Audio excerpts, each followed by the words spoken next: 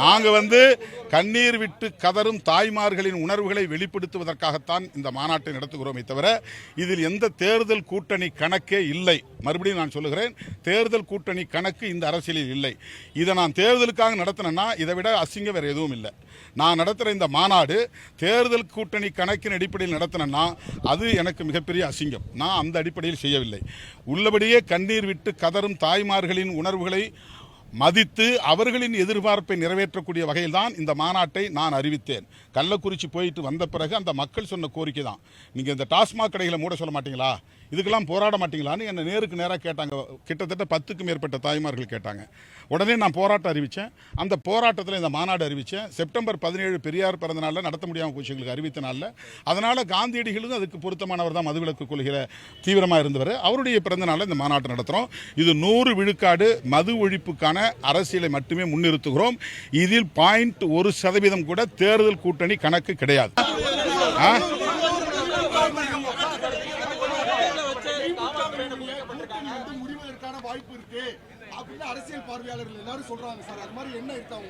அது சிலருடைய யூகம். அது அந்த மாதிரி எந்த இடத்திலும் விடுதலை சிறுத்தைகள் பேசவில்லை. நாங்கள் மது ஒழிப்பு மற்றும் போதைப்பொருள் ஒழிப்பு மகளிர் மாநாட்டை அக்டோபர் 2 அன்று நடத்துகிறோம். பத்திரிகையாளர் சந்திப்பிலே அவர்கள் கேட்டார்கள். நான் சொன்ன கருத்தையொட்டி என்ன சொன்னேன் என்றால், தமிழ்நாட்டில் இருக்கிற எல்லா கட்சிகளுமே மதுவிலக்கில் உடன்பாடு உள்ள கட்சிகள் தான். திமுகவும் மதுவிலக்கை சொல்லுகிறது, அதிமுகவும் மதுவிலக்கை சொல்லுகிறது, இடதுசாரிகளும் மதுவிலக்கில் உடன்பாடு உள்ளவர்கள், விடுதலை சிறுத்தைகளும் மதுவிலக்கை சொல்லுகிறோம்.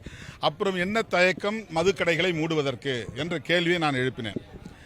அதுக்கு பத்திரிகையாளர்கள் சிறமாரியாக பல கேள்விகளை கேட்டார்கள். அப்போது தன்னியல்பாக நான் சொன்னேன், யார் வேண்டுமானாலும் இதில் நாம் பங்கேற்கலாம், எல்லா கட்சியினருக்கும் தான் பொதுவாக நான் அறைகூவல் விடுக்கிறேன், அதிமுகவும் கூட பங்கேற்கலாம், ஏன்னா அவங்களுக்கு இதில் உடன்பாடு இருக்கு என்று தான் சொன்னேன். சொல்லும் போதே சொன்னேன், எலெக்ஷனுக்கும் இதையும் முடிச்சு போடக்கூடாது, இது மக்களுடைய பிரச்சனை. இப்போ காவிரி நீர் பிரச்சனைக்கு எல்லாரும் ஒன்று சேரணும்னு நம்ம சொல்கிறோம், ஈழத்தமிழர் பிரச்சனையில் எல்லாரும் ஒன்று சேரணும்னு சொல்கிறோம். அந்த மாதிரி மது ஒழிப்பு பிரச்சனைக்கு பிஜேபி உட்பட எல்லாரும் ஒன்று சேரணும். ஆனால் எங்களுக்கு பிஜேபியோட சேர முடியாத ஒரு நெருடல் இருக்கு. பாமகவும் மது ஒழிப்பு சொல்லக்கூடிய கட்சி தான். ஆனால் விடுதலை சிறுத்தைகளுக்கும் பாமகவுக்கும் கடந்த காலங்களில் கசப்பான நிறைய அனுபவங்கள் இருக்கு. அதனால நாங்கள் ஏற்கனவே ஒரு முடிவு எடுத்துட்டு நான் சொன்னேன், சாதிய மதவாத சக்திகளோடு எங்களால் எந்த காலத்திலும் சமரசம் செய்து கொள்ள முடியாது. மற்ற கட்சிகள் யார் வேண்டுமானாலும் வரலாம், திமுகவும் வரலாம், அதிமுகவும் வரலாம், இடதுசாரிகளும் வரலாம் என்று அந்த கேள்விக்கு நான் விடை சொன்னேன். இதை ஊதி பெருக்குகிறார்கள். இப்போது நாங்கள் திராவிட முன்னேற்ற கழக தலைமையிலான கூட்டணியில் தான் இருக்கிறோம், தொடர்கிறோம்.